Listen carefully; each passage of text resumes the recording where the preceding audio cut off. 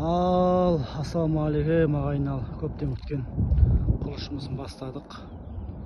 Өткенде бастайын деп едік негізі. Өйткені жаңбыр жауып кетті, күн суып кетті, қар жауып кетті дегендей. Енді бүгін сәрсенбінің сәтті күнінде бастауды Алла нәсіп еткен екен. Тура орада тұсында аузымыз енді берік болса да Алла күш қуат берсін. Екі ұшта бірінші жұмыс сантехник жұмыстан бастаймыз, одан кейін қалау, одан кейін барып көтеру.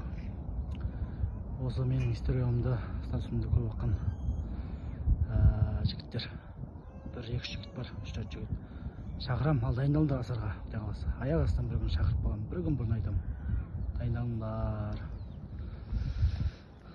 Ал бізге Алла күш қуат берсін.